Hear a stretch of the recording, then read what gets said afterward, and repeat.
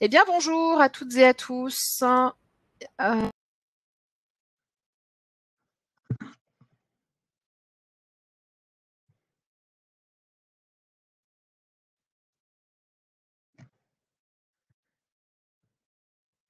Votre micro est coupé.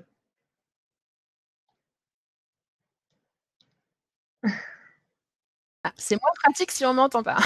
Merci. Alors, bonjour à toutes et à tous pour ce faux départ.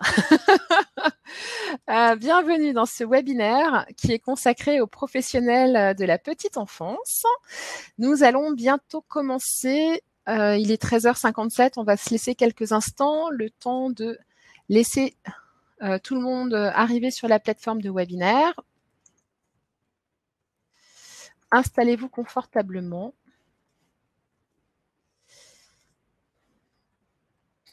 Et bienvenue aux personnes qui arrivent progressivement sur ce webinaire.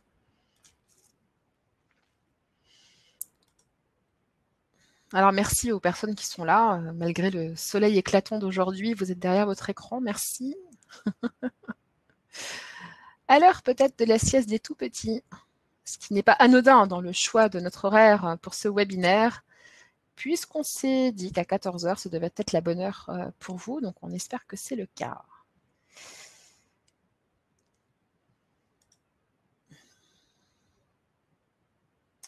Alors, bienvenue à tous. Nous attendons quelques instants pour commencer ce webinaire sur la reprise d'activité des professionnels de la petite enfance.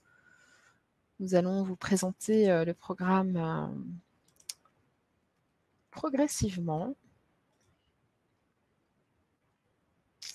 Alors, bonjour à toutes et à tous.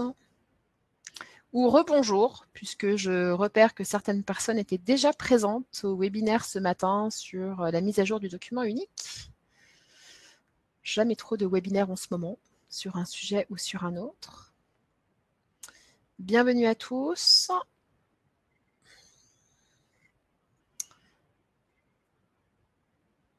Nous allons patienter encore quelques instants et je vous proposerai de commencer dans 4-5 minutes, le temps que tout le monde arrive. Le temps de laisser à tout le monde le temps de se connecter.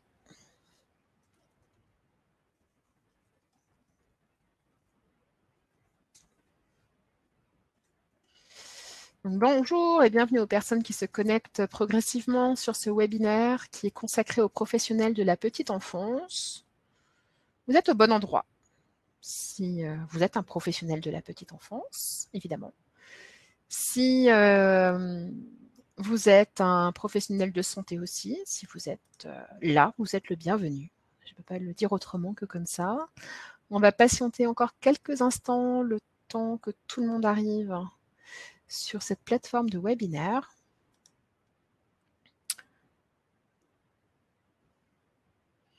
Alors merci à vous, merci d'être là avant l'heure. Et merci de patienter un petit peu.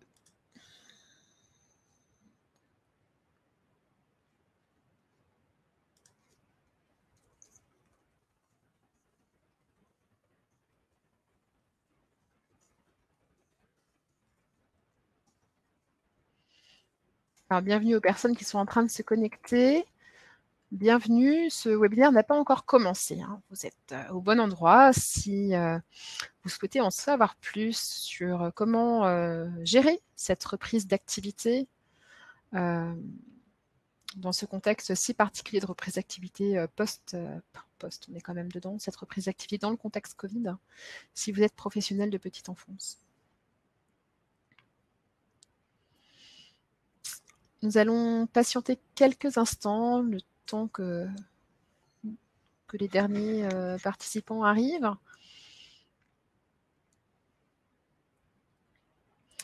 Alors, pour répondre à Christine qui pose déjà une question, ce webinaire s'adresse aux professionnels de structures d'accueil petite enfance. On pense aux crèches, on pense au multi-accueil.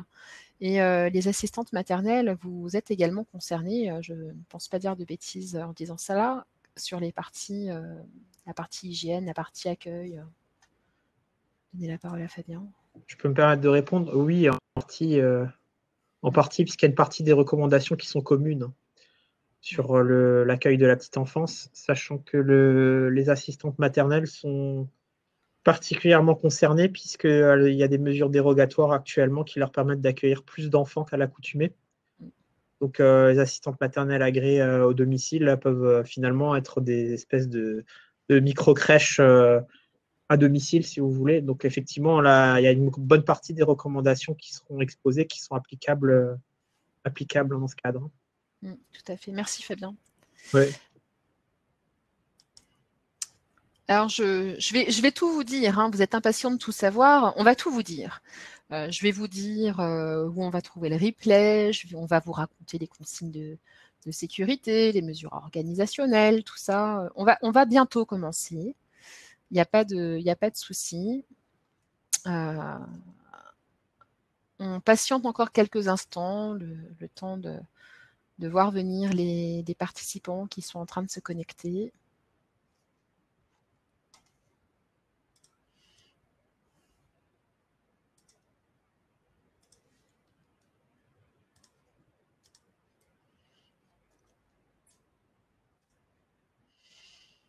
Bienvenue aux personnes qui arrivent.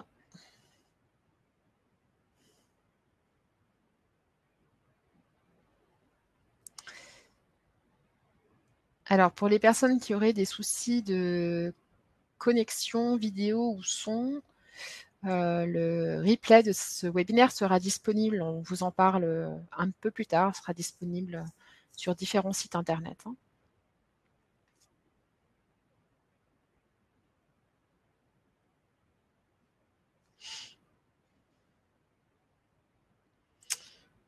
Écoutez, nous sommes une centaine de personnes connectées maintenant. Je pense qu'on est bien pour pouvoir commencer, si vous voulez bien. Écoutez, bonjour à toutes et à tous. Ce webinaire vous est proposé par GEST, l'association qui réunit les services de santé au travail du Grand Est. Nous attendons aujourd'hui un petit peu plus de 150 personnes à ce second webinaire consacré à la reprise d'activité des professionnels de la petite enfance. Parmi vous, des entreprises adhérentes à l'un ou l'autre des services de santé de la région Grand Est, d'autres non, des partenaires, des institutionnels, des services de santé au travail. Pas d'inquiétude évidemment, les informations que nous allons vous donner ne font pas cette différence. Ce qui nous réunit aujourd'hui, ce sont les questions que nous nous posons et les réponses que nous vous apporterons. La plupart des structures d'accueil de jeunes enfants ont dû brutalement fermer leurs portes il y a maintenant 2 mois. Et 10 jours après la reprise d'activité des structures, faisons le point ensemble sur les mesures techniques et organisationnelles à mettre en œuvre pour accueillir les enfants, comment gérer les équipes, comment gérer les parents, comment gérer les locaux, comment gérer les repas. Ma foi, ça fait beaucoup de gestion à organiser. Je me présente, je suis Gaëlle Faure, responsable communication à Alsace Santé au Travail.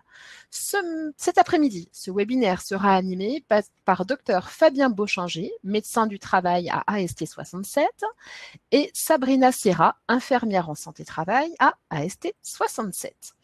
Pour ce qui est des questions, je vous propose de les envoyer par l'outil qui se trouve sur votre droite. Julien Vaudeville, infirmier en santé-travail à EPSAT-Vosges, et Thibaut Carton, ergonome à Amter à Épernay, sont dans les starting blocks pour répondre à vos questions. En fin d'intervention, je me ferai l'écho de vos questions à nos experts.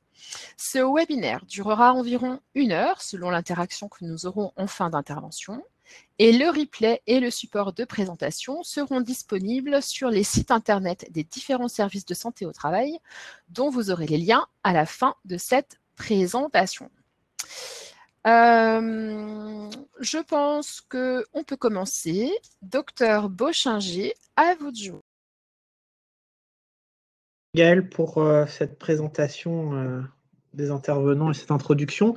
Donc, je vous ai affiché le plan de la présentation. Donc, c'est un plan qui permet de dérouler de manière assez lisible, finalement, des recommandations officielles qui étaient assez denses, hein, avec quelques commentaires du point de vue de la santé au travail.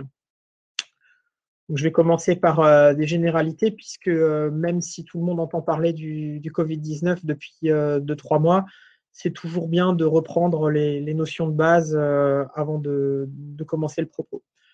Donc, le 11 mai marque, ou plutôt a marqué la reprise d'activité des structures de petite enfance. Alors, j'ai mis de toutes les structures, c'est un peu faux, puisque les microcrèches, par exemple, et les assistantes maternelles agréées à domicile ont continué leur activité pendant le confinement. Les seules structures qui étaient obligées de fermer, c'était les structures de plus de 10 enfants, donc tout ce qui était au-dessus de la microcrèche. Donc, l'accueil des enfants est un enjeu économique et social majeur. C'est ce qui va permettre le retour au travail des jeunes parents, donc des deux parents ou du parent, hein, dans le cas des familles monoparentales. On peut, si vous voulez, si les gens qui ont assuré le fonctionnement des supermarchés étaient des professionnels de la deuxième ligne, la petite enfance, c'est la troisième ligne dans la guerre économique là, qui se passe sous nos yeux. Hein.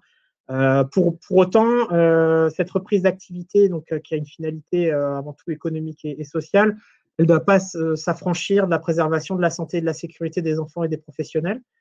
C'est-à-dire, on doit mettre en place toutes les dispositions de prévention qui s'imposent. C'est une question de principe, puisque la santé et la vie humaine sont au-dessus de tout, mais c'est aussi une question pragmatique, puisque c'est en garantissant la santé et la sécurité des enfants et des professionnels qu'on permettra que cette réussite que cette reprise se transforme en réussite. Hein. Donc, je replace le contexte. Ce n'est pas le Covid-19 qui fait émerger la question des risques biologiques en crèche et en petite enfance, puisque finalement, c'est un des risques professionnels prédominants au sein de cette activité. Et à tel point que ce qu'on met en place là actuellement dans le cadre du Covid, ça aura une utilité sur le long terme, voire peut-être pour toujours. J'ai été très satisfait, très, très content. Ça m'a beaucoup aidé de préparer ce webinaire, puisque ça m'a permis de réviser la prévention du risque biologique en petite enfance, qui est un de mes sujets de préoccupation principaux, puisque j'ai de grosses structures. Donc, dans les risques qui existaient, donc avant cette crise, on a quand même plusieurs infections virales qui sont assez préoccupantes. Bon, la varicelle, qui est quand même connue, la rougeole, hein, qui est hélas réémergente, puisque périodiquement, on a des épidémies dues aux carences en termes de couverture vaccinale. Et surtout, le cytomégalovirus. Donc, je profite de ce webinaire pour évoquer brièvement ce point. Cytomégalovirus qui partage des caractéristiques avec le Covid, c'est-à-dire que c'est une infection virale, certes, pas grave du tout chez l'adulte, mais qui n'est pas accessible à la vaccination et qui n'est pas accessible à un traitement, en tout cas pas pour l'atteinte qu'on craint dans le cas de l'infection des professionnels de la petite enfance. C'est une infection virale qui, en cas d'infection pendant la grossesse, peut provoquer des malformations chez l'enfant à naître. Donc, dans un secteur où la plupart des professionnels sont des femmes en âge d'avoir des enfants, ça pose un énorme souci, puisque du coup, les seules mesures de prévention qui nous sont accessibles, c'est les mesures d'hygiène qu'on va détailler là dans le cadre du webinaire. Donc, la reprise en contexte de Covid-19, c'est un défi, mais heureusement, les ressources sont là. C'est-à-dire, on est un des pays qui peut s'enorgueillir, d'avoir professionnalisé la petite enfance. On a des gens qui sont extrêmement qualifiés, et je ne parle pas que de l'encadrement, hein, les professionnels auxiliaires de puériculture, assistantes maternelles sont formés, et je pense qu'on a largement les ressources humaines pour faire face à cette crise.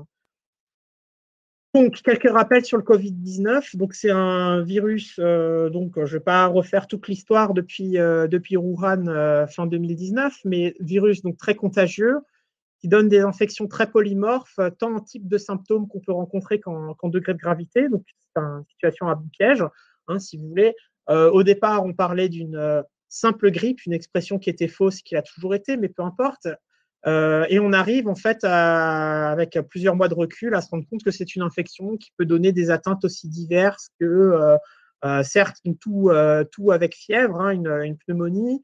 Ça peut très bien donner uniquement une perte d'odorat isolée, ça peut donner une pseudo-gastroentérite, ça peut donner des éruptions cutanées sans autres signes. C'est réellement polymorphe, aussi bien donc sur ces signes que sur la gravité. C'est-à-dire qu'une personne peut très bien, que ce soit adulte ou jeune ou moins jeune, peut très bien être complètement asymptomatique et n'avoir aucun problème pendant l'infection, tout comme elle peut finir en réanimation, voire en décéder. Hein. La transmission de cette maladie donc, par les gouttelettes et par le contact avec des surfaces souillées. Au départ, on pensait que c'était surtout la transmission respiratoire. Avec le recul, on se rend compte que c'est un peu 50-50. Heureusement, un virus qui reste largement accessible à l'hygiène, puisqu'il est sensible à la quasi-totalité des agents désinfectants utilisés en quotidien, enfin en pratique quotidienne, c'est-à-dire les alcools et assimilés, la javel, les détergents de type ammonium quaternaire. Enfin, il est sensible à la plupart des agents de désinfection. Donc, plus focalisé là sur les enfants, Covid-19 et enfants. Alors, il faut commencer par dire que les formes graves sont exceptionnelles chez l'enfant, c'est-à-dire qu'on a eu très peu d'hospitalisation, même au pire de la crise, à tel point que beaucoup d'hôpitaux ont converti leur réanimation pédiatrique en réanimation d'adultes pour récupérer les lits, puisqu'il n'y avait pas d'enfants, enfin très peu d'enfants hospitalisés en urgence pour ça pendant la crise. Les décès sont rarissimes en petite enfance. En France, je crois qu'il y a eu un seul décès avant l'âge de 3 ans. La plupart du temps, chez l'enfant, ça consiste en fait en une virose banale avec fièvre ou sans fièvre. Alors, dès lors, puisqu'il n'y a pas de gravité particulière chez l'enfant, pourquoi s'inquiéter du Covid-19 en petite enfance?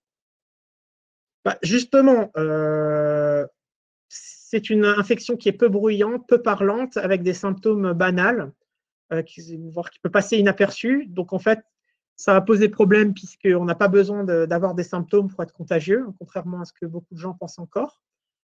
On ne peut pas, du coup, se baser sur les symptômes, simplement sur les symptômes pour gérer la problématique dans les établissements, puisque ça mènerait, en fait, d'une part, à laisser entrer des enfants qui sont effectivement porteurs et d'autre part, de manière intempestive, refuser des enfants qui ont une autre virose. Alors, là, la problématique est moindre en période printanière et estivale, mais la crise durera probablement jusqu'à l'automne, voire jusqu'à l'hiver prochain, où il y aura les autres viroses qui reviendront, notamment le VRS et autres, et on peut pas, dans ce contexte, se baser sur les signes cliniques pour refuser les enfants. Il y a des inquiétudes sur le rôle des enfants en tant que vecteurs qui se basent là encore sur l'analogie et la comparaison avec la grippe. On a très peu de données sur ce point et les renseignements qu'on a sur la base des clusters qui ont été étudiés notamment avec des études sur les sérologies a posteriori et laissent plutôt penser que ce sont les adultes qui contaminent les enfants et pas l'inverse. C'est-à-dire que c'est les parents qui sont infectés à l'extérieur de la maison qui ramènent le virus et contaminent leur enfant et pas l'inverse. Comme dit, l'analogie avec la grippe, en fait, qui était le gros biais au départ de la gestion de la crise, a créé plus de problèmes qu'elle en a réglé. On ne peut pas se baser sur l'analogie avec la grippe où effectivement les enfants sont le vecteur principal de transmission au sein de la population. Donc pourquoi se soucier du problème aussi? C'est que la protection des salariés est une condition sine qua non de la reprise. Qu'est-ce que je veux dire par là? C'est-à-dire que si on ne gère pas le risque Covid-19 dans les établissements, la reprise d'activité est vouée à l'échec. Pourquoi? D'une part, parce qu'un certain nombre de salariés déclareront un droit de retrait, c'est-à-dire ils ne viendront pas travailler en arguant d'un risque grave et imminent pour leur santé, ce qui peut être totalement justifié en fonction de ce qui a été fait dans leur entreprise. Et aussi tout simplement parce qu'un certain nombre de salariés à risque seront placés en arrêt préventif par leur médecin. J'y reviendrai tout à l'heure, je ne vais pas m'étendre là-dessus. Pour des raisons totalement légitimes, les salariés ne seront pas en état de travailler et puis donc du coup, ça fera échouer la reprise. Donc, pour mettre à plat la problématique, quand on parle de transmission du Covid, il faut bien comprendre qu'il y a quatre transmissions à prendre en compte. La transmission entre adultes. Quand je parle d'adultes, c'est entre professionnels et parents qui amènent les enfants, entre parents qui amènent les enfants et professionnels, et entre parents qui arrivent le matin, entre enfants accueillis, des adultes aux enfants, donc là des professionnels aux enfants accueillis, et des enfants aux adultes. La problématique, si vous voulez, qu'il ne faut surtout pas négliger, c'est la transmission entre adultes de professionnels au sein de la crèche, puisque celle-là va passer totalement à la trappe, puisqu'on sera focalisé sur les enfants comme vecteurs, alors qu'en fait, je répète, ce sont surtout les adultes qui contaminent les autres adultes et les enfants, pas les enfants qui contaminent les adultes. Donc, je vais, avant d'aller plus dans les détails des mesures à préconiser, je vais quand même présenter quelques messages fondamentaux, quelques grands axes en fait à garder à l'esprit avant de rentrer dans le détail. puisque c'est souvent un biais quand on parle de risque professionnel, c'est de tout de suite aller aux mesures avant de poser les généralités et de resituer la problématique. Quand on étudie une question aussi, quand il y a un webinaire ou une présentation, j'aime toujours d'abord afficher quelques grands messages qu'il faut retenir absolument, puisque c'est ces messages-là qui vont vous guider sur le long terme, que vous allez retenir et qui vont être le cadre de votre réflexion. La lutte contre le Covid-19, c'est une formule que j'adore, c'est un marathon et pas un sprint. C'est-à-dire que les mesures qu'on met en place maintenant doivent pouvoir être tenables pendant des semaines, voire des mois. Le Covid-19, ça ne va pas disparaître fin mai 2020. Ce qu'on met en place, les mesures qu'on met en place, aussi contraignantes soient-elles, il faut qu'elles soient durables dans le temps. Ça ne sert à rien. Ce qui n'est pas tenable au-delà de la semaine prochaine, par exemple, ça n'a aucune utilité. Les mesures organisationnelles sont aussi importantes, voire plus importantes que les mesures techniques. C'est-à-dire, si vous voulez, avant de raisonner en termes de protection, de nettoyage et autres, il faut d'abord réfléchir sur l'organisation, sur les pratiques, sur les flux, etc., pour réduire les circonstances exposantes et réduire les sources de contamination de votre environnement. C'est fondamental. Troisième point, la prévention, donc tout ce qu'on va dérouler, ça doit être réactualisé en fonction des consignes, du niveau d'activité, du retour d'expérience, de la situation de l'épidémie, de ce qui a pu se passer dans la crèche ou dans l'établissement, peu importe. Rien n'est figé. Alors, je sais que c'est extrêmement chronophage et fatigant. Je suis premier à pouvoir en témoigner, mais c'est fondamental, puisque ce qui est vrai maintenant peut être faux la semaine prochaine. Pas parce qu'on a dit n'importe quoi aujourd'hui, mais parce que les connaissances évoluent, le contexte évolue. Quatrième point, toutes les parties prenantes doivent être impliquées, c'est-à-dire toutes les personnes qui ont affaire à votre établissement, quel qu'il soit d'ailleurs, doivent être impliquées dans la prévention du risque Covid-19. Donc ça, c'est le fait même de la présentation, je ne vais pas m'attarder dessus. Donc, quand je dis les parties prenantes, ce sont les parents, les salariés de l'établissement, les fournisseurs, c'est-à-dire ceux qui vous amènent les repas ou les matières premières pour fabriquer les repas, les sociétés de nettoyage, etc. Enfin, donc, les mesures doivent être adaptées à l'établissement, donc ça va sans dire, mais ça va mieux en le disant. Ce qui est possible dans une micro-crèche ne l'est pas forcément dans une grande structure et inversement.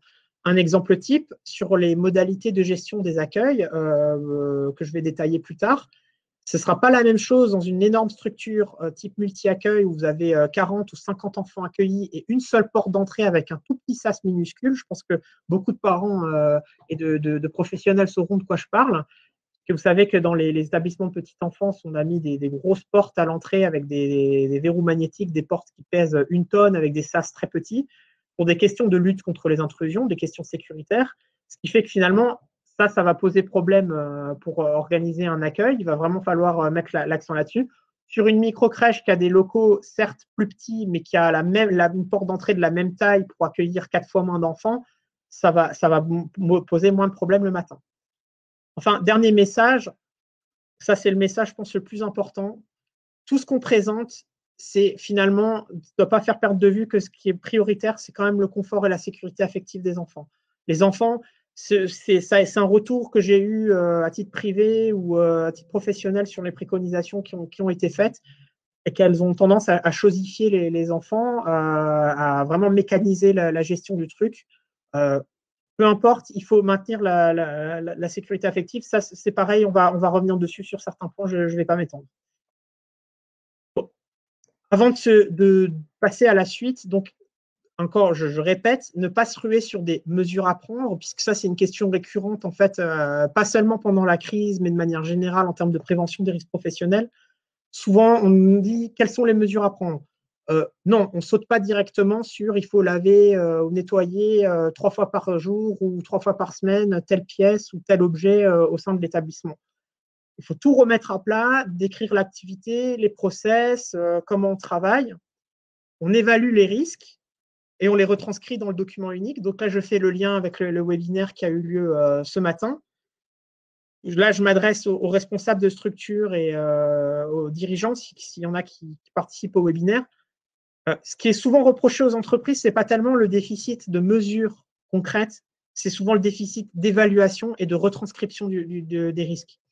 Puisque le point de départ de la prévention, c'est toujours l'évaluation. On ne fait pas de bonne prévention si on n'a pas évalué les risques. Voilà.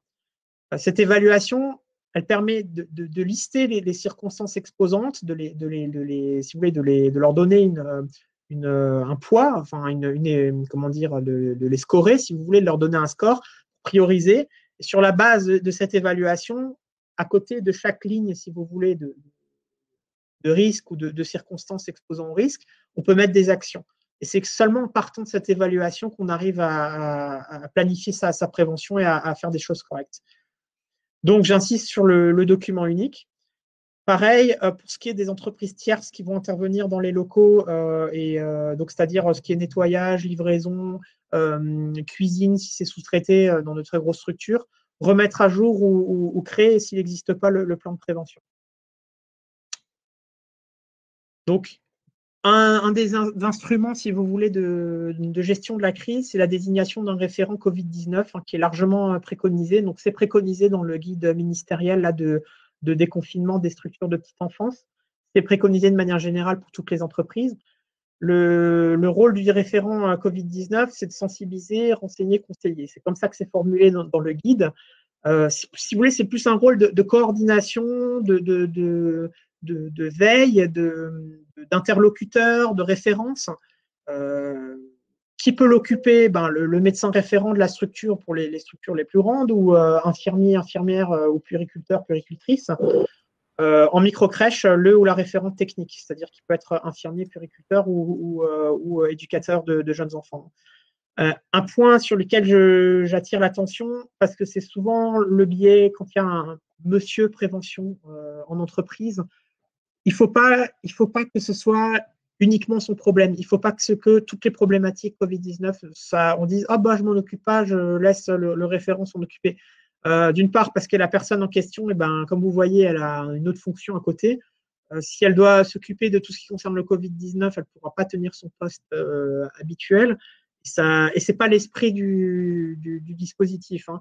L'esprit, c'est que la personne soit plus là, si vous voulez, en recours pour les gens de terrain et pour les professionnels, pas effecteur de toutes les tâches. Il faut que les tâches soient partagées. Si par exemple, il y a un protocole à remettre à jour, un protocole de prévention sur un des aspects du fonctionnement de la structure, il ne faut pas que ce soit systématiquement le référent qui s'en occupe. Voilà. Donc, je vais vous présenter les grands axes en fait, de cette prévention qui seront en fait qui sont le plan en fait, de la présentation.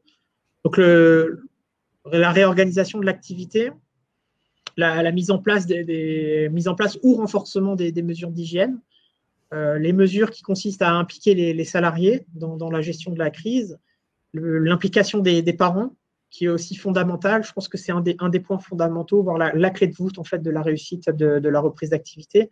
Et enfin, un point sur la gestion des cas ou suspicion de cas.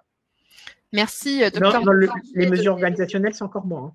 Oui, c'est ça. Oui, je fais juste cette question, histoire que vous puissiez souffler une demi-heure. Oui, non, mais merci, ça me permet de prendre mon verre d'eau. Du coup, maintenant, nous allons aborder avec Dr Beauchinger la gestion des groupes, la gestion des locaux, la gestion du matériel, la gestion des repas, la gestion des siestes. Tout ce qui, je pense, vous pose question, nous allons le détailler maintenant. Voilà. Donc, mesures organisationnelles. Alors, comme je l'ai dit, pourquoi les mesures organisationnelles? Dans la communication officielle destinée au grand public, c'est-à-dire à la vie privée ou à vos transits d'un point A à un point B, on met beaucoup l'accent sur les mesures barrières et l'hygiène respiratoire ou hygiène des mains. C'est-à-dire, vous savez, les distances, la protection par un masque en écran facial, le lavage des mains régulier, etc. Ça, c'est nécessaire, c'est fondamental, on est d'accord. Mais dans le cadre du travail, de la gestion d'un risque professionnel, et là, le Covid-19, c'est un risque professionnel, c'est pas suffisant. Il faut toujours raisonner en termes de prévention donc globale. On part du général, et la mesure la plus générale et potentiellement la plus efficace pour le coût le moindre, c'est toujours de réfléchir sur l'organisation du travail. Pourquoi? Parce que c'est ça ce qui va permettre de réduire les circonstances exposantes et réduire la contamination des locaux. Si vous réduisez la contamination des locaux, vous réduisez les besoins en nettoyage et vous améliorez l'efficacité du nettoyage, aussi simple que ça. Donc, une dia il y a là une image qui est quasiment inutile puisqu'on parle en phase de déconfinement. Ça, c'était plus, si vous voulez, pour la semaine dernière, voire cette semaine. Je pense que la plupart des établissements ont déjà franchi ce cap. La consigne, donc, limiter les effectifs. Donc, en phase de déconfinement, on est à 10 enfants par groupe au maximum. Je pense que tous les établissements le savent et ont été informés de ça. Les groupes doivent rester séparés toute la journée. Ça, c'est fondamental et on le répétera. Pendant cette phase, comment gérer cette limite à 10 enfants par groupe? Il y a des critères de priorité d'admission des enfants. Donc, une catégorie A, je crois que c'était les parents qui occupent des métiers prioritaires, notamment les métiers de soins. Catégorie B, c'est tous les parents qui sont tous les deux actifs et les familles monoparentales. Et après, s'il y a un élargissement de l'activité, tous les autres parents seront concernés. La gestion de l'accueil des enfants le matin, j'y reviendrai en détail tout à l'heure, donc je ne vais pas m'attarder dessus pour la phase de déconfinement. Donc, la gestion des groupes. Il y a plusieurs points en fait que je vais détailler. Donc, 10 enfants par groupe maximum, ça c'est une règle impérative, vraiment impérative. Tous les autres sont plus subsidiaires si vous voulez, mais celle-là est vraiment fondamentale. Stabilité des groupes, c'est-à-dire que les enfants ne changent pas de groupe si possible du jour au lendemain ou même d'une semaine sur l'autre. Si possible, que des groupes verticaux, c'est-à-dire des groupes verticaux d'âge, c'est-à-dire des tout petits 3 mois à 3 ans, si vous voulez, des 3 mois aux 3 ans, pas de groupe d'âge, si vous voulez. Pourquoi? Puisque si on est sur une logique de stabilité de groupe, ce sera ingérable si on est sur des groupes par âge. Dans les établissements qui accueillent des fratries, c'est-à-dire plusieurs enfants issus de la même famille, les regrouper dans le même groupe. Et surtout, éviter les contacts entre groupes. C'est-à-dire, une fois que les groupes sont définis, il ne faut pas qu'ils se mélangent en cours de journée, pour la même raison qu'il ne faut pas qu'il y ait de changement d'enfants au sein des groupes entre plusieurs journées de la semaine. Alors, pourquoi? Le principe qui fonde ces mesures, c'est de réduire le brassage, c'est-à-dire le brassage de population, le brassage d'individus, c'est ça ce qui fait les épidémies. Il y a une formule aussi que j'aime bien, c'est pas l'épidémie qui fait des clusters, c'est les clusters qui font l'épidémie. Et qu'est-ce qui fait des clusters? C'est que des gens se rencontrent. Quand je dis que les gens se rencontrent, c'est pas juste vous avez croisé 3 personnes, donc vous avez été exposé à 3 personnes. Parce que derrière les 3 personnes que vous avez croisées, si eux ont été en contact avec 10 personnes, chacun, ça fait 30. Et ainsi de suite. À chaque fois qu'il y a des rencontres, des interactions sociales rapprochées entre personnes, on démultiplie le nombre de chaînes de transmission potentielles jusqu'à l'infini. Quand on réduit le brassage de population, on diminue drastiquement le nombre de chaînes de transmission potentielles, donc on coupe les possibilités pour le virus de se transmettre sur de grandes échelles. C'est pour cette raison qu'on est resté en confinement pendant 2 mois. Et le même principe qui a abouti au confinement doit présider les actions au cours du déconfinement. Donc ça, c'est vraiment, si vous voulez, c'est un des points fondamentaux de la gestion de la crise au sein des établissements. Deuxième point qui fait raccord en fait avec ce que je viens de dire, pour la même raison qu'on ne brasse pas les enfants, on ne brasse pas les professionnels entre groupes. C'est-à-dire, dans la mesure du possible, ça concerne surtout les grandes structures qui ont plusieurs groupes, on garde les mêmes professionnels avec les mêmes enfants. C'est-à-dire que si vous avez défini un groupe de 10 en début de semaine, puisque j'ai dit on ne brasse pas non plus d'une semaine sur l'autre, on essaie d'éviter, vous essayez de garder les mêmes professionnels au long de la semaine. Ça va être très compliqué, je le sais, avec les questions de planning, de gestion des temps de travail qui sont différents du professionnel à l'autre, mais c'est fondamental. La stabilité, c'est ce qui va éviter le brassage. Tant qu'on est en crise, pas d'intervenants extérieurs, c'est-à-dire pas d'intervenants notamment pour l'éveil musical ou ce genre de choses. On essaie d'éviter, dans la mesure du possible, que des personnes extérieures à l'établissement accèdent aux locaux.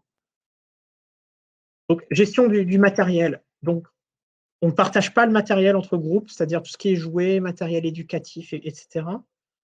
Au sein des groupes qui vont utiliser les jouets, on privilégie ce qui est facile à désinfecter, donc les jouets en plastique qui ont des surfaces lisses, pas de recoins, pas de creux, pas de parties difficiles d'accès pour la lingette, pour le nettoyage, si vous voulez. Pour ce qui est peluche, etc., que des choses qui peuvent être nettoyées, lavées. Au sein du groupe, on privilégie des bacs individualisés pour les jeux et les jouets, ce qui va poser des petits soucis, mais dans la mesure du possible, on essaye de privilégier cette solution pour éviter que les enfants partagent leurs jouets. Si du partage est impératif, on désinfecte et on isole 24 heures le matériel avant de le passer d'un groupe à un autre. Et donc une désinfection quotidienne. La gestion des locaux, on est toujours sur la même notion, pas de partage de pièces entre groupes. Si le partage est impératif, notamment des pièces de salles de jeu qui sont communes et ce genre de choses, on désinfecte avant la transition d'un groupe à un autre. S'il y a un local commun, type biberonnerie ou salle de change, etc., on se lave les mains avant d'y entrer. Dans les salles où ont lieu des choses vraiment émettrices potentiellement de contamination, notamment le change, vigilance renforcée, donc un seul enfant à la fois, avec le professionnel qui s'en occupe évidemment, avec vigilance renforcée sur la désinfection des surfaces et la gestion des déchets. Donc bien que si un professionnel s'occupe d'un enfant, le professionnel qui suit doit rentrer dans la pièce avec des infections, après des infections. Ça va ça va générer quelques petits problèmes de temps, mais c'est indispensable. Donc, pour les repas, donc lavage des mains avant et après, donc pour les professionnels et pour les enfants. Donc, on les organise par groupe échelonné. Pareil, on revient toujours sur la même chose, désinfection des surfaces entre les groupes, donc désinfection des petites tables pour les grands, et ceux les plus grands des groupes, quoi. Si possible, on respecte la distance pendant les repas, donc on espace les tables et les chaises si c'est possible. Pas d'échange de nourriture et d'objets, on essaye de bien aller que dans un seul sens, c'est-à-dire la nourriture va vers l'enfant, on le sert, il n'y a pas de transit après une fois que c'est fait. Et on change le linge après chaque usage, notamment les petites serviettes et autres. Pour la sieste, donc pareil, lavage des mains avant et après. On essaie de respecter la distanciation. Alors, je sais d'expérience que ça va être quasi impossible, mais quand ça l'est, on le fait. J'ai déjà visité de nombreux établissements, notamment des micro-crèches où les salles de sieste sont vraiment minuscules. On n'est pas du tout sur les 4 mètres carrés par enfant. Si on est sur du 1 mètre carré, c'est déjà beaucoup. Mais dans la mesure du possible, on essaie de respecter. Pareil, on a la séparation des groupes.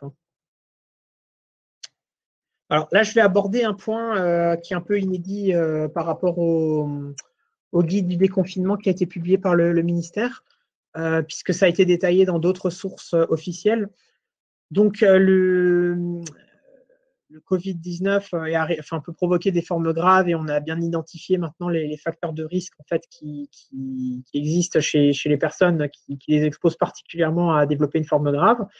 Donc, il y a des mesures et des réglementaires et des recommandations qui ont été édictées pour ces personnes. Donc, ce que je vais présenter, ça s'applique à la fois aux salariés qui sont à titre personnel à risque de forme grave ou qui partagent le domicile d'une personne à risque grave, puisqu'en fait, le traitement réglementaire est le même pour ces deux catégories de personnes.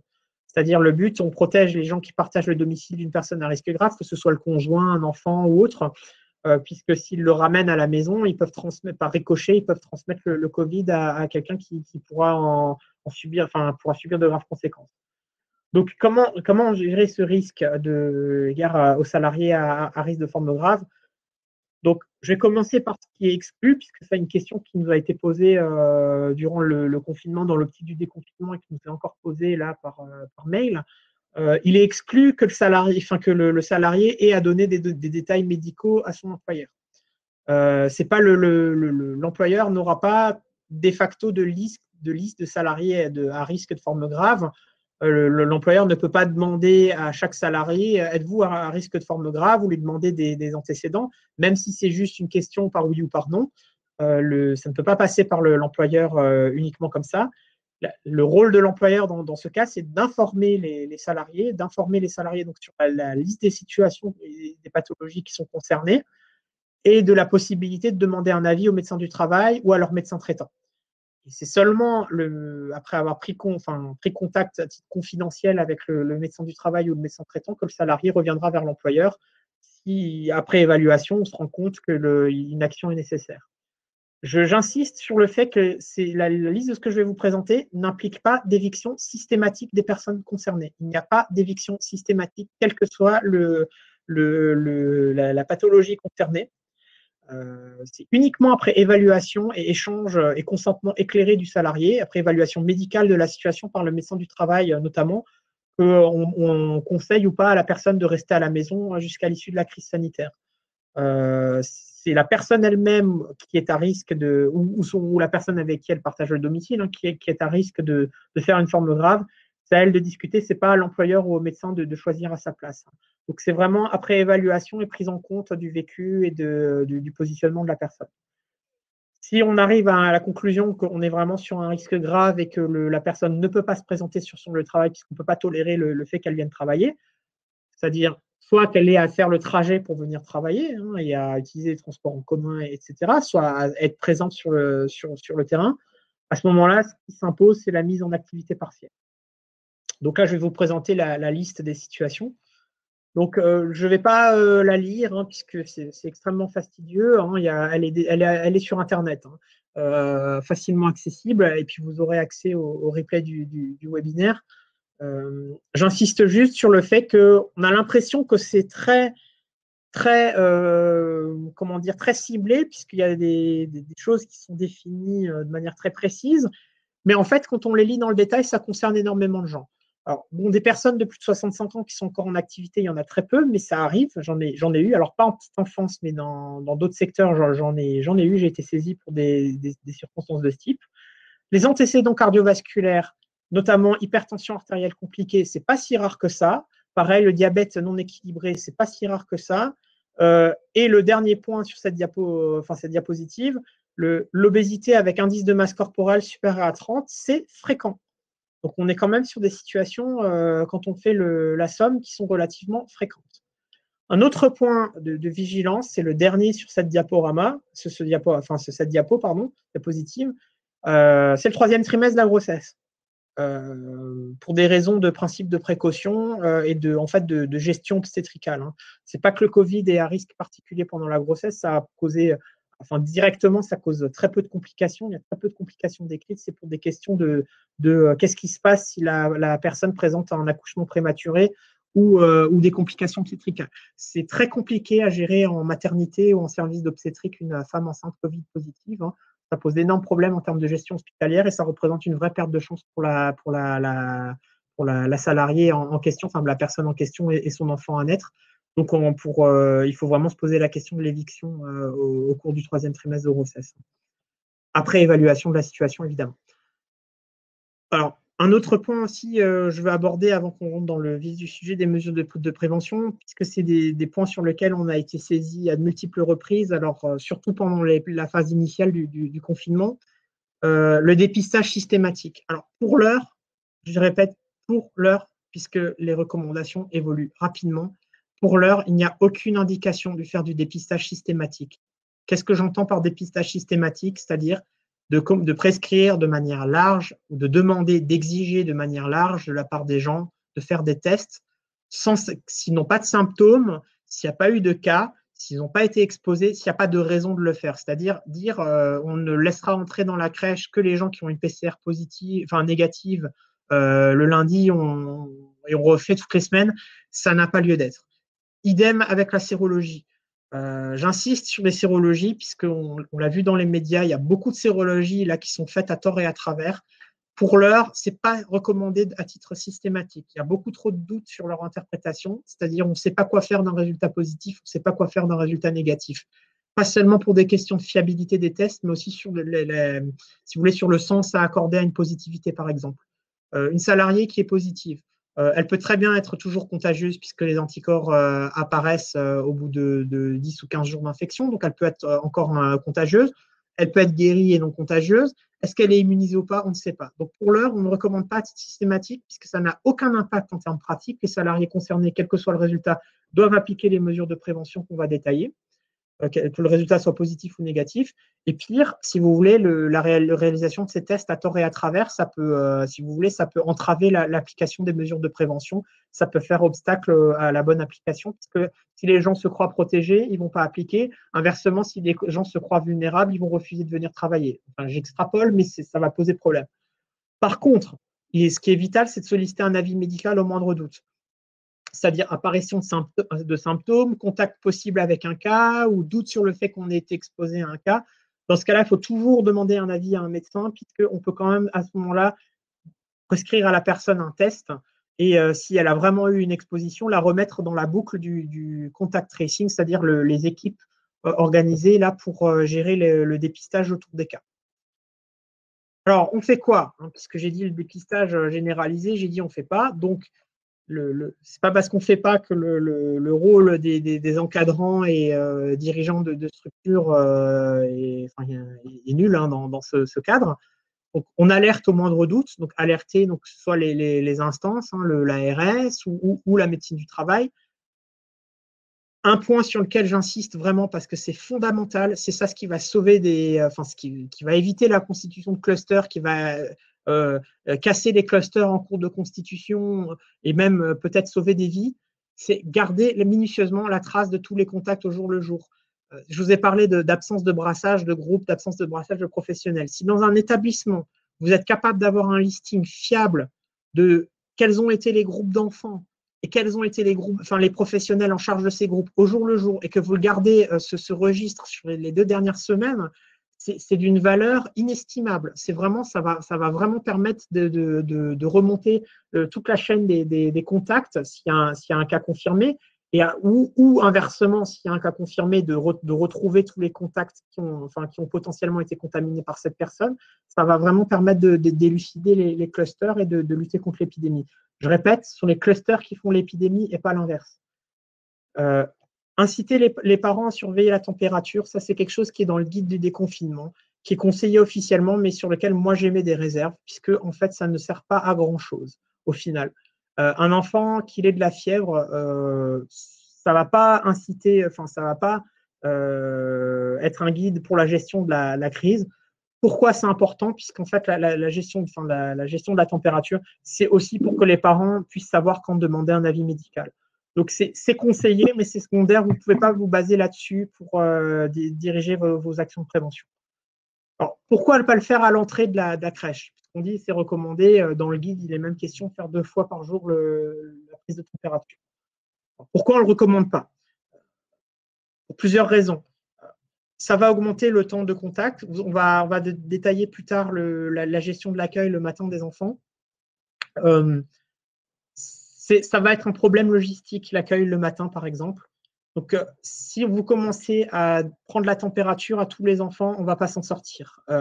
D'autant plus qu'il faudrait théoriquement désinfecter le thermomètre entre chaque enfant. Donc, si vous prenez 1 minute pour prendre la température, plus 2 minutes pour désinfecter et compagnie, et que vous avez 20 enfants, vous voyez le temps que ça prend le matin pour gérer l'accueil. Donc, potentiellement la source d'un embouteillage. Donc, embouteillage de parents, je vous ai dit, il ne faut pas négliger non plus la transmission entre parents. Donc, tout ce qui crée des attroupements est à éviter. Donc, ce n'est pas forcément réaliste, puisque ça risque aussi d'aboutir à des évictions intempestives d'enfants qui font un petit peu de 38,2 le matin. Voilà, c'est pas forcément le top. Voilà. Je laisse la parole à ma collègue.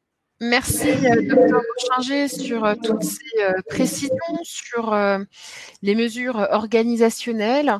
Merci aussi d'avoir fait le point sur le dépistage, puisque c'est un sujet qui est abordé en ce moment dans les médias de partout.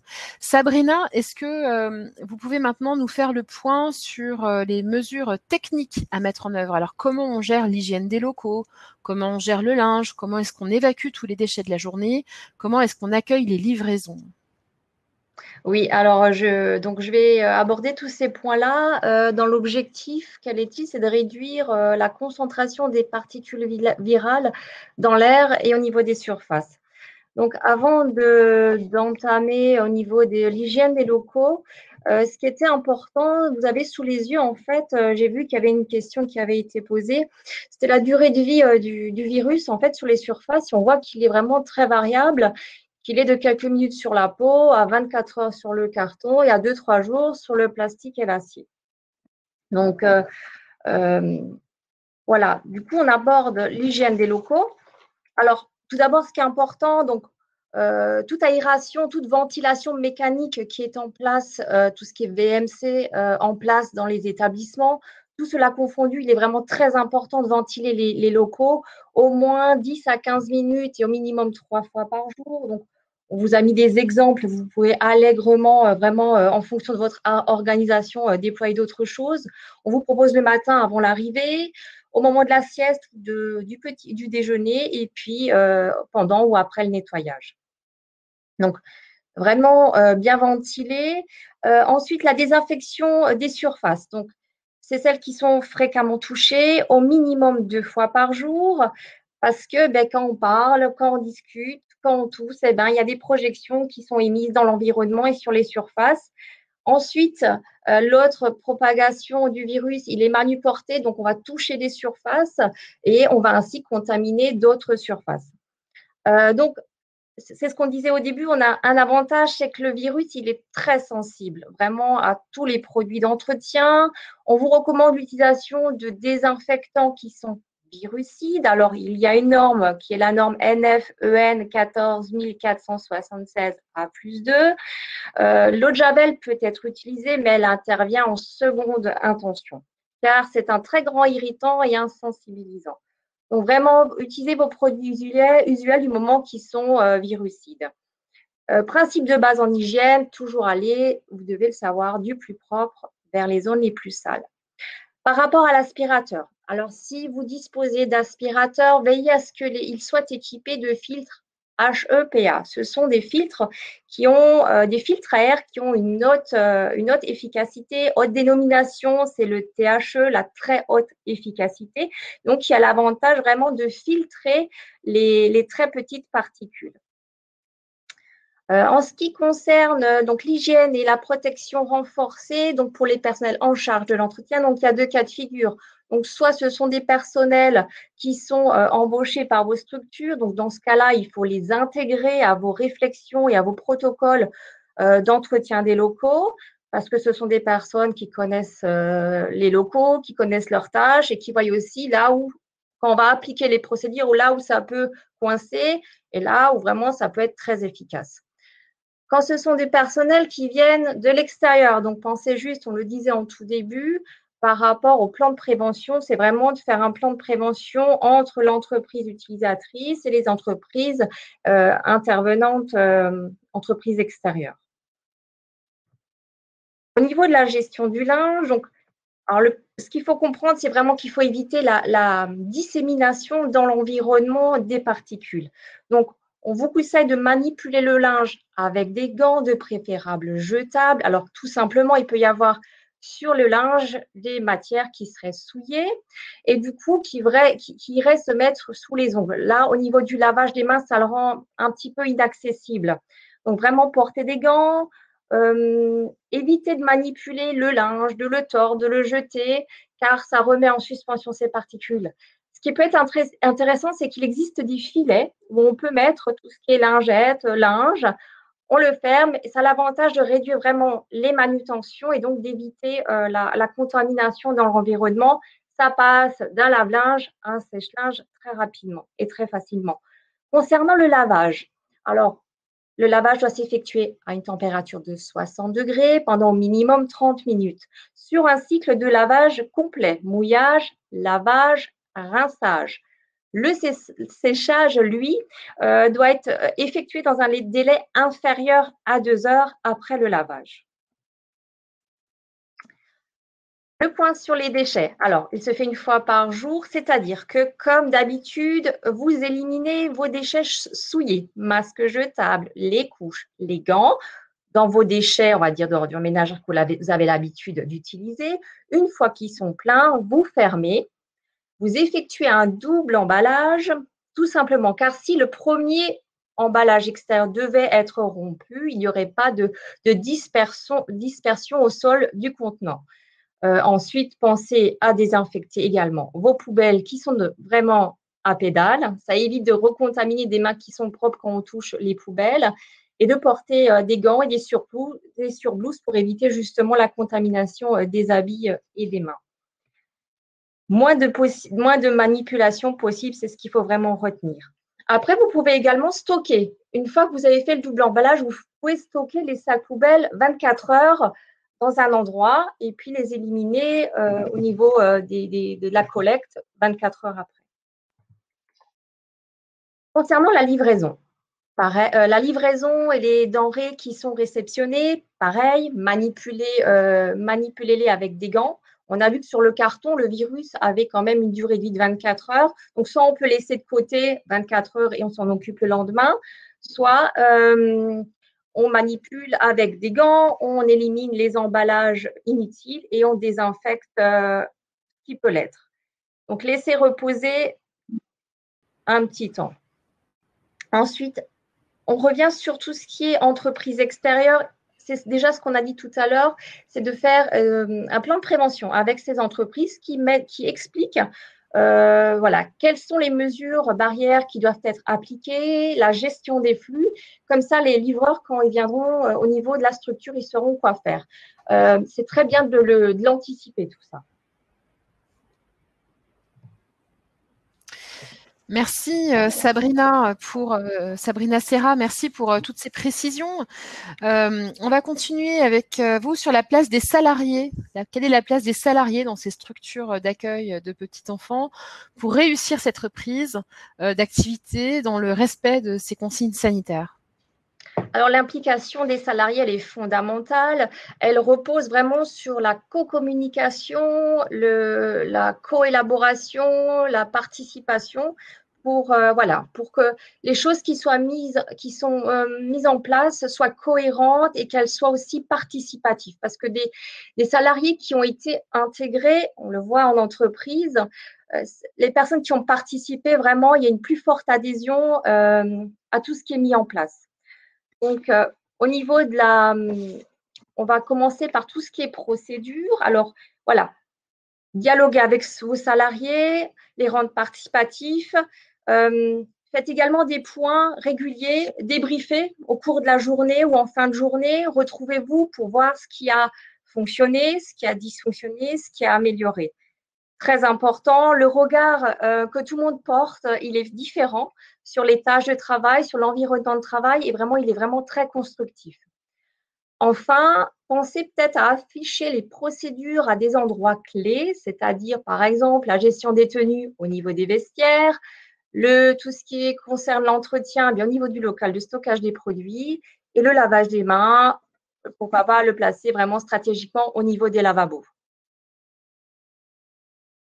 Alors voilà, c'est vraiment le moment. Profitons de cette crise sanitaire pour parler du travail, des tâches qui sont réalisées, de l'environnement de travail dans lequel on exerce, des risques auxquels on est exposé pour enfin vraiment faire de la prévention et profiter de tout ça pour avancer.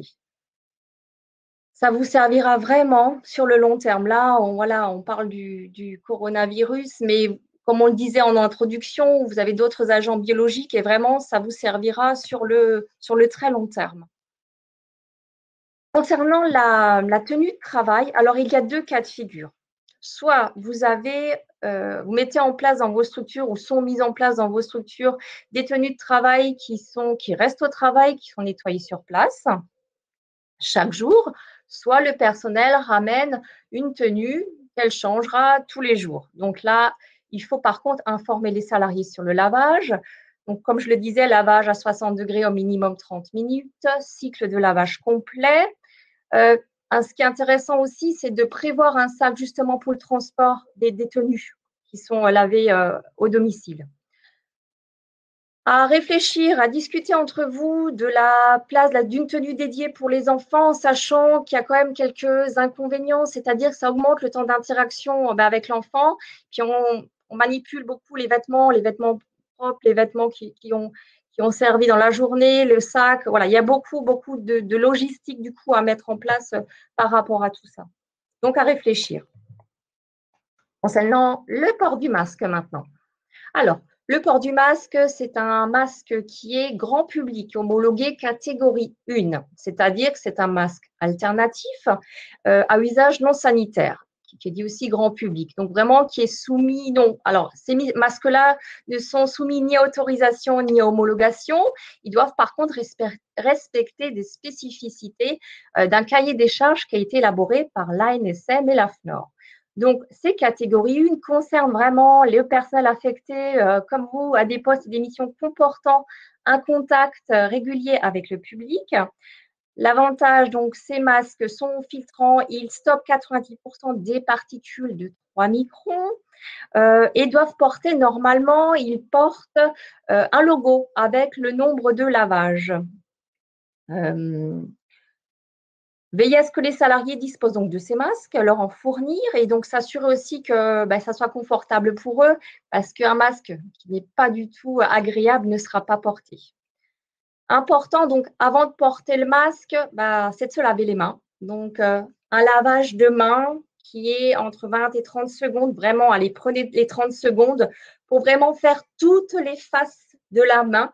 D'accord? Parce que souvent, quand on lave les mains de manière un petit peu anarchique, on oublie tous les côtés, donc jusqu'au poignet. On termine par ça. On se rince les mains, on se les sèche et puis on peut mettre son masque. Le retrait également est enlevé par l'élastique de côté. Évitez de le prendre devant parce que vous aurez toutes les micro-gouttelettes qui ont été, on va dire, émises sur vous. Et voilà, vous touchez vraiment l'élastique pour le retirer et l'évacuer dans les déchets ménagers. Le lavage et la gestion du masque. Donc, c'est ce que je vous disais. Le masque, normalement, a un logo qui indique le nombre de fois on peut le laver et le réutiliser.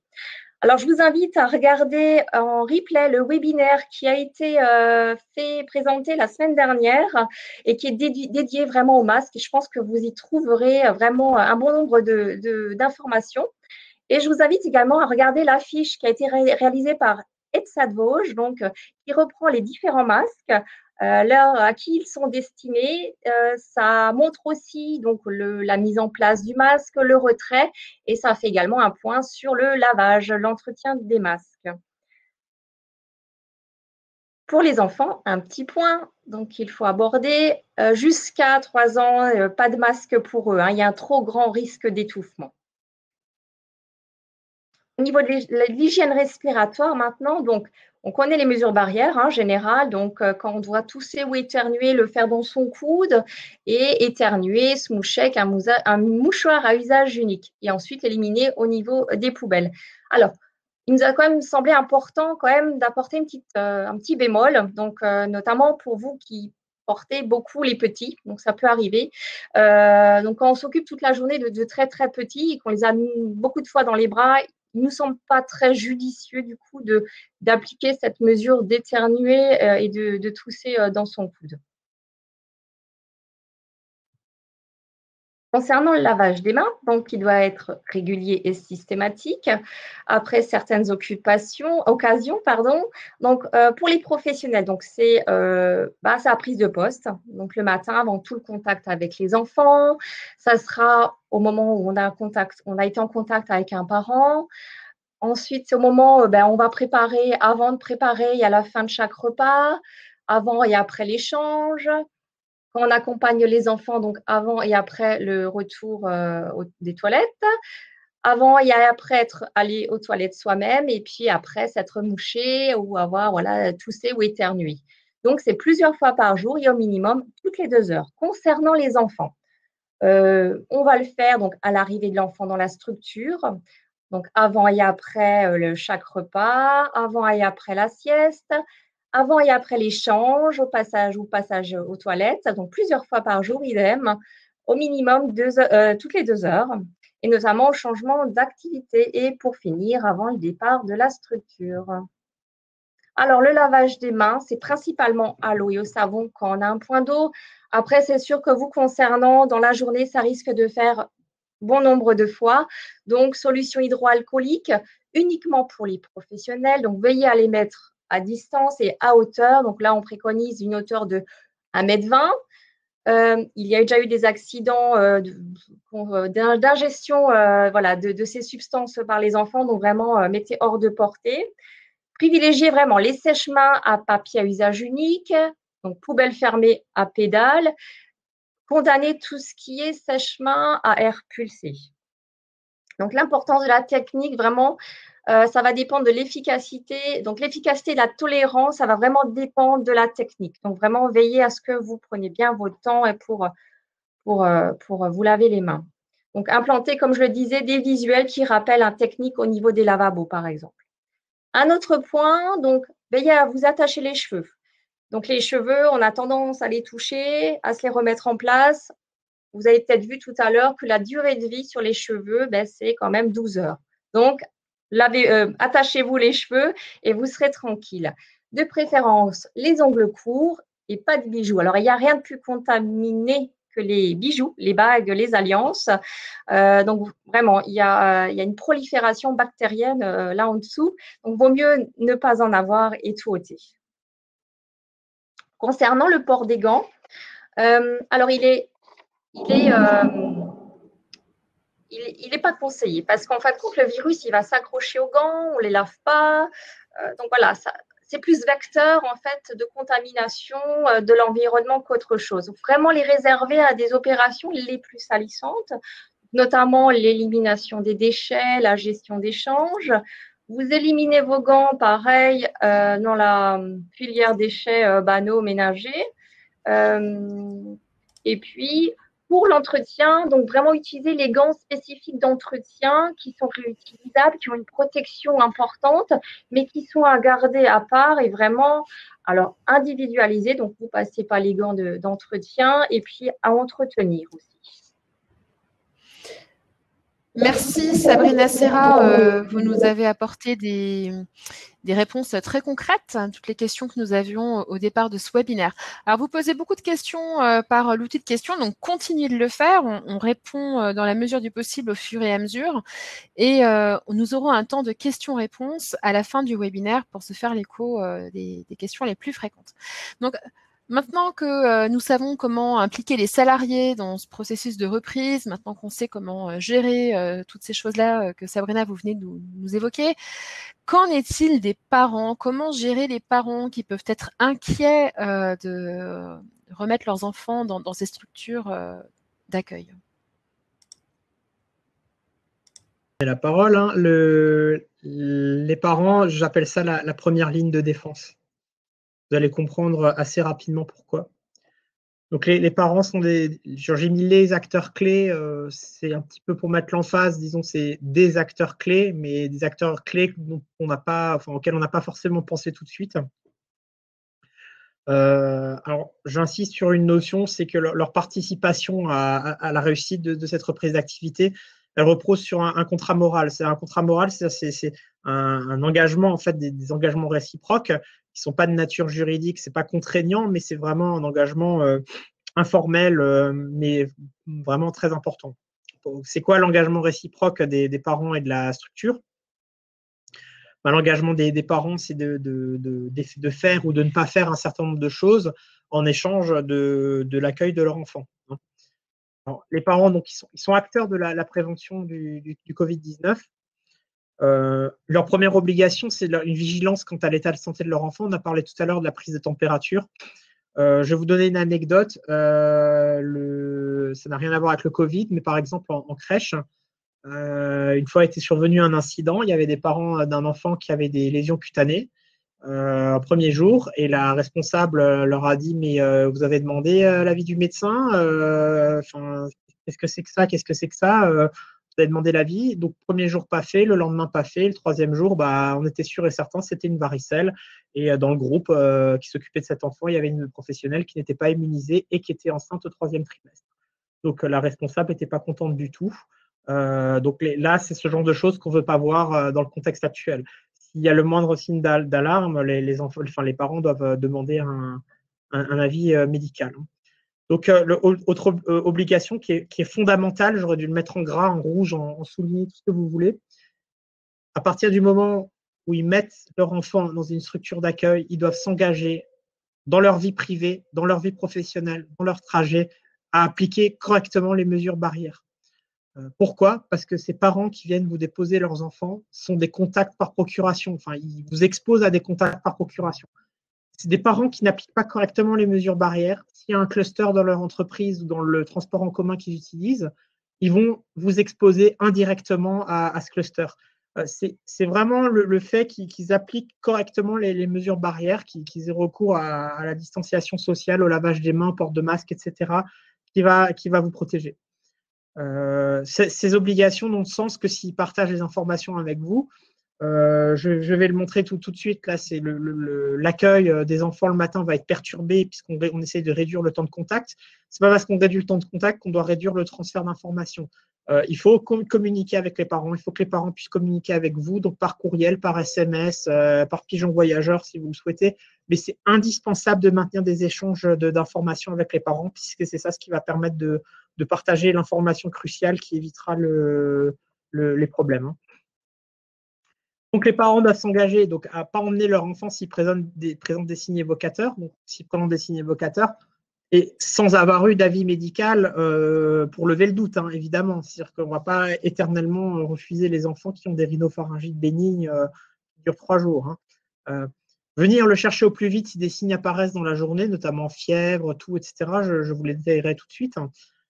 Et surtout, parce que c'est ça le plus pertinent, c'est ça ce qui va vraiment vous sauver, à signaler les symptômes suspects au sein du foyer. C'est-à-dire que les adultes et les un peu moins jeunes, les enfants un peu moins jeunes et les ados présenteront des signes beaucoup plus faciles à interpréter que chez les tout petits. C'est-à-dire que si maman perd l'odorat ou perd le goût ou présente tout plus pseudo-gastroentérite après avoir été en contact avec des collègues, ou s'il y a un adolescent qui présente une pneumonie ou je ne sais pas quoi, c'est beaucoup plus facile à interpréter. On peut parler de cas, enfin c'est des témoins entre guillemets d'une transmission.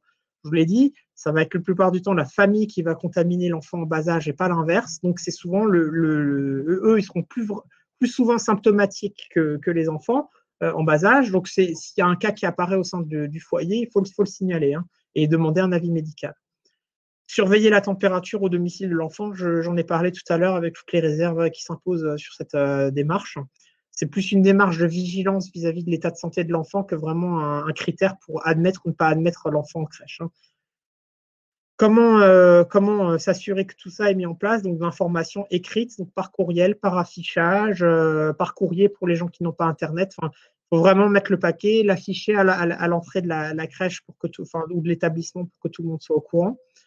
Répéter, enfin enseigner, c'est répéter. Donc, si vous voulez le lavage des mains, il faut mettre les visuels partout, les mesures barrières, il faut mettre des visuels partout. C'est en répétant que ça rentre. Hein. Donc, l'accueil, j'en ai parlé, ça va être le point de crispation puisque c'est extrêmement compliqué. Hein. Je me fais pas d'illusions là-dessus, ça va être compliqué, surtout si les structures augmentent leur échelle, en fait, augmente la taille des groupes, le nombre de groupes qui sont accueillis dans la structure. Donc, des règles impératives. Donc, un seul parent à la fois, seul. Donc, pas de conjoint. Enfin, c'est pas les 2 parents qui amènent l'enfant ou le parent plus un oncle ou une tante ou je sais pas quoi. Un seul adulte à la fois qui emmène l'enfant, seul, donc sans adulte accompagnant, ni enfant non accueilli au sein de la structure, c'est-à-dire de membres de la fratrie ou autre, qui vient masquer. Donc, masque grand public ou masque chirurgical, peu importe, il vient masquer.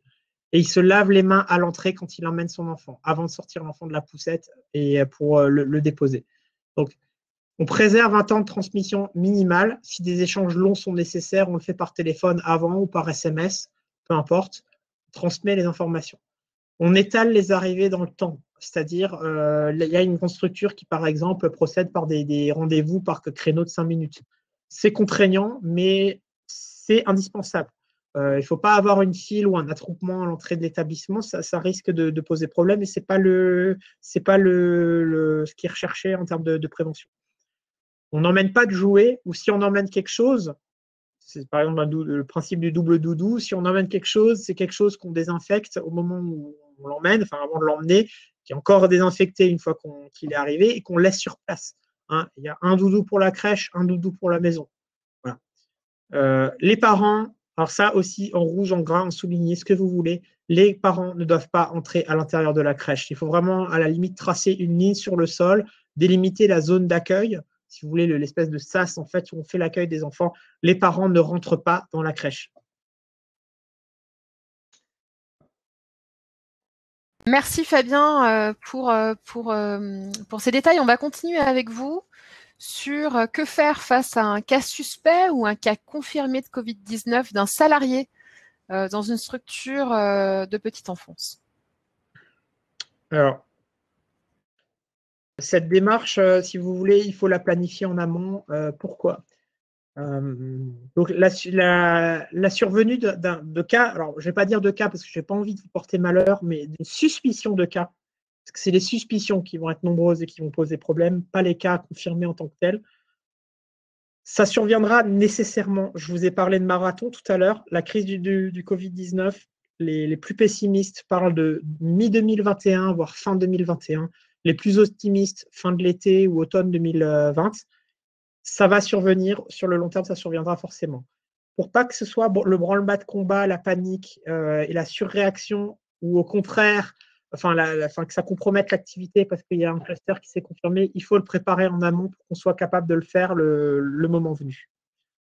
Donc, il faut s'y préparer. Donc, si un enfant présente des signes, alors, symptômes à surveiller. Donc, chez l'enfant, je dis, c'est polymorphe. Donc, fièvre, toux, nez qui coule, donc rhinorrhée, fatigue, grande fatigue, abattement, troubles du comportement, éruption cutanée, conjonctivite, signe digestif, j'en passe. C'est vraiment polymorphe. S'il y a des signes de gravité, c'est-à-dire une détresse respiratoire, l'enfant qui respire 30 fois par minute pour forcer le trait, ou une déshydratation avec un pli cutané, une pâleur, etc., on appelle le 15. Ça, c'est déjà en place, les protocoles mis en place au sein de chaque établissement sont en place, je ne vais pas revenir dessus. S'il n'y a pas de signe de gravité, on appelle les parents. En attendant que les parents viennent chercher l'enfant, on l'isole à part dans un environnement rassurant et bienveillant, c'est-à-dire pas dans le placard à balai. Si possible, dans une pièce dédiée, une petite pièce, un petit bureau qu'on a désaffecté à l'occasion pour ça, ou qu'on n'a pas forcément banalisé pour l'utiliser à cette occasion, mais qu'on désinfectera intégralement après cet usage. Pourquoi ? Ça surviendra plusieurs fois peut-être au sein de la crise. Il ne faut pas que ce soit vécu de manière traumatique. Il faut que ce soit normalisé, que l'enfant comprennent que c'est quelque chose de normal. Bien sûr, la pièce qui a été utilisée à cet effet doit être entièrement désinfectée après usage. Idem avec tout ce que l'enfant a pu toucher au cours de la journée. Si un salarié présente des signes, c'est à peu près le même contexte, avec point positif, un salarié, un adulte est plus facilement interrogeable et collabore plus facilement qu'un petit enfant. Point négatif, c'est l'enfant, c'est l'adulte qui risque des formes graves. Donc c'est avec l'adulte qu'on a le plus d'inquiétude finalement quand il y a une suspicion. Pareil, on isole le salarié dans une pièce dédiée. J'aurais presque envie de revenir à la diapositive précédente, dans un environnement rassurant et bienveillant. Ce n'est pas anecdotique ou une blague. Je veux dire, ce sera pareil pour les salariés. Ça risque d'arriver plusieurs fois. Si à chaque fois c'est vécu comme une mise à l'écart, anxiogène, etc., ça posera aussi des soucis sur le long terme. Pas de retour à domicile sans avis médical. Alors la personne peut contacter son médecin traitant. La personne peut essayer de contacter le service de médecine du travail pendant les horaires d'ouverture. C'est à l'avenant. S'il y a un avis médical qui dit qu'il n'y a pas de gravité, la personne peut retourner à domicile. S'il y a des symptômes vraiment évocateurs, donc même si test négatif, on isole au moins 8 jours. En pratique, ce sera plus. Parce que on isolera vraisemblablement plutôt 2 semaines. De toute façon, c'est les médecins chargés de l'enquête autour du cas et le médecin traitant qui géreront la notion d'isolement. Je ne vais pas m'étendre dessus. De toute façon, ces choses-là vont être reprécisées. C'est en train d'être clarifié au fur et à mesure. Je ne vais pas m'étendre là-dessus. Je reviens sur un point. Pour le moment, à l'heure actuelle, pas de nécessité de retester pour admettre le retour du salarié.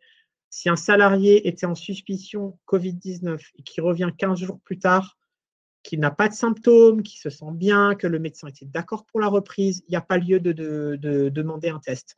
Si l'employeur a le moindre doute, il peut toujours demander un avis au médecin du travail. L'employeur peut solliciter une visite médicale à n'importe quel moment.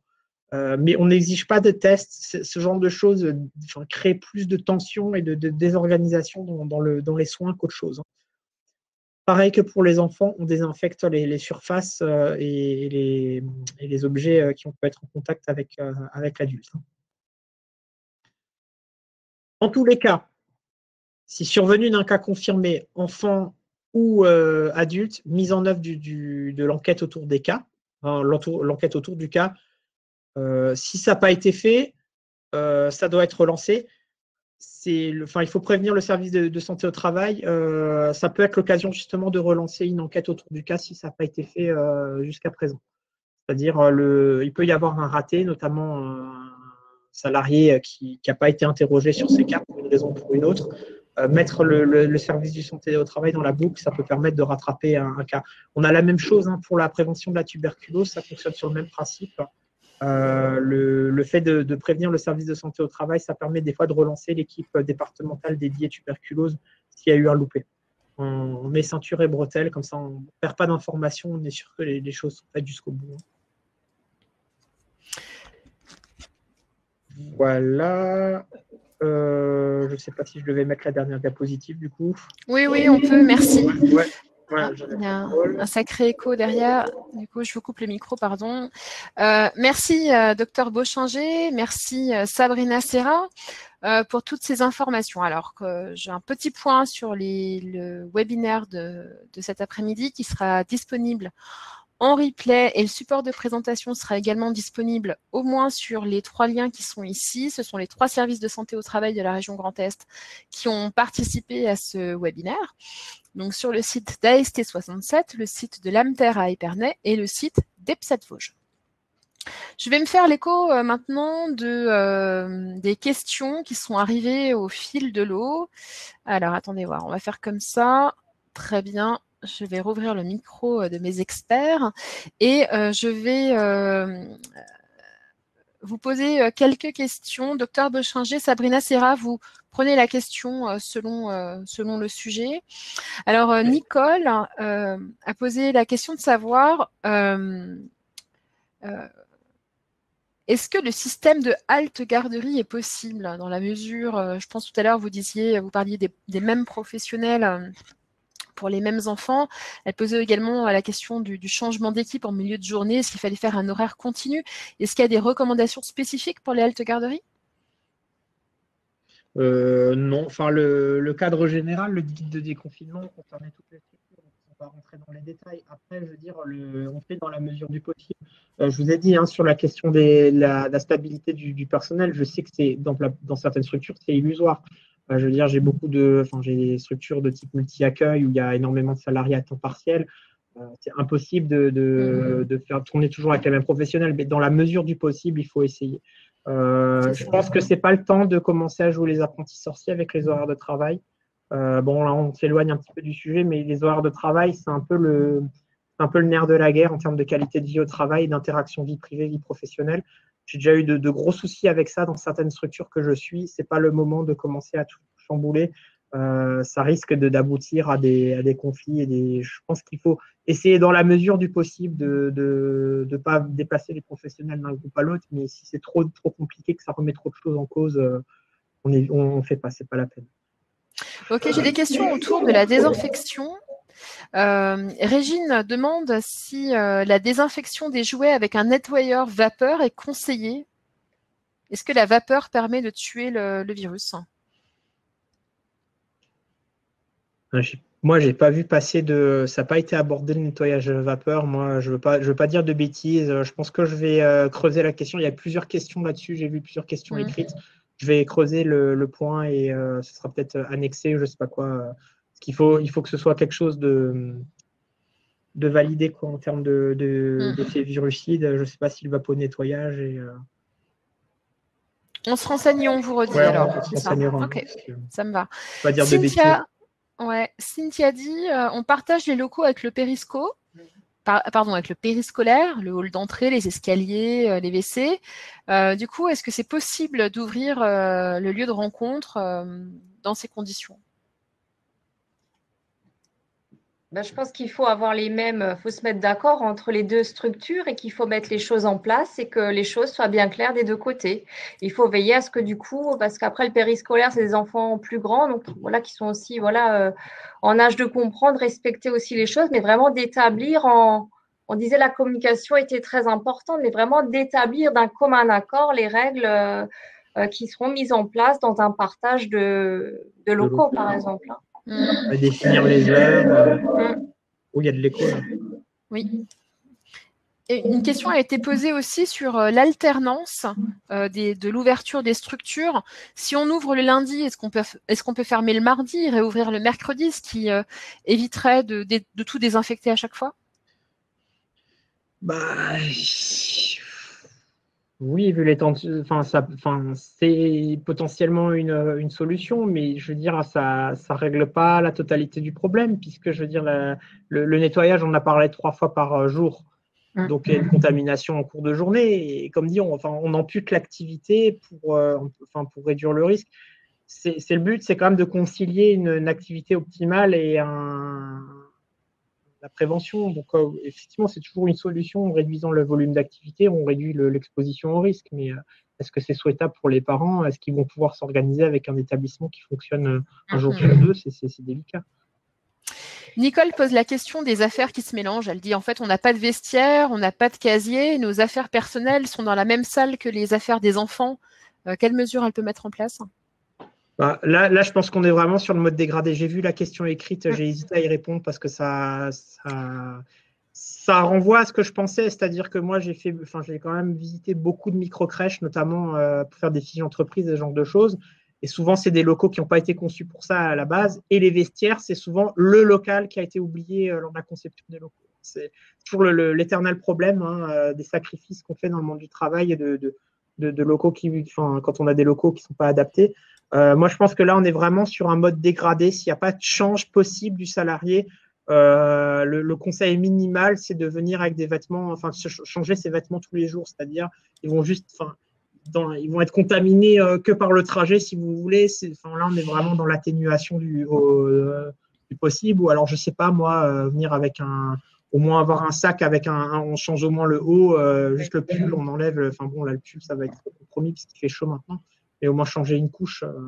C'est vraiment là, on est vraiment dans l'aménagement raisonnable. On n'est plus dans la prévention. On parlait de changer une couche de vêtements. Ouais. Du coup, j'ai des questions autour du masque. Pascal nous dit, Pascal nous dit, je suis assistante maternelle. Je m'occupe de 4 enfants de 3 à 7 ans. 2 fratries. Dois-je porter un masque? Je pense que c'est conseillé. Oui. Ok, toute la journée, du coup. Disons que quand les enfants sont à la sieste, on peut respirer, on n'est pas en contact avec eux, mais le reste du temps, il va bien falloir peut-être trouver des moments où la préparation du repas, on est peut-être moins en présence, vraiment voir comment on peut organiser au mieux, c'est-à-dire sans se mettre non plus martel en tête, mais vraiment s'organiser pour, oui, effectivement, il va falloir porter le masque à certains moments. Est-ce que le port du masque peut être imposé aux parents au moment de l'accueil des enfants? Là, pour le coup, je suis affirmatif et peut-être même péremptoire. Oui, je vous ai parlé de contrat. Là, on n'est pas sur le contrat moral. Là, on est quasiment sur le contrat tout court. Je veux dire, on vous l'impose pour rentrer dans les magasins, pour rentrer dans les transports en commun. C'est le b.a.-ba. Ça fait partie des règles. Je veux dire, c'est limite du règlement intérieur de l'établissement. Le parent qui emmène son enfant le matin, s'il met un pied dans la zone d'accueil, c'est l'espèce de sas. Moi, je parle de sas à l'entrée. Pour déposer ses enfants, il vient masquer. Et s'il refuse le masque, il ne dépose pas son enfant. C'est simple que ça. C'est de la responsabilité individuelle. Voilà, il faut vraiment se rendre compte qu'on est tous potentiellement contagieux et qu'on doit appliquer des choses. Ouais. Dans le même ordre d'esprit, Marion demande si elle peut refuser ou renvoyer systématiquement un enfant qui présente de la fièvre.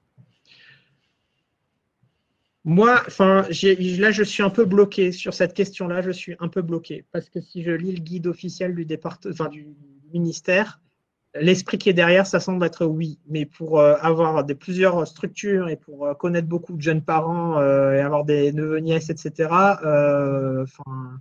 Les petits, ils sont en période hivernale, ils ont tout le temps de la fièvre, quasiment tout le temps. Ça va être illusoire, ça va aboutir à plus de quiproquos qu'autre chose, quoi.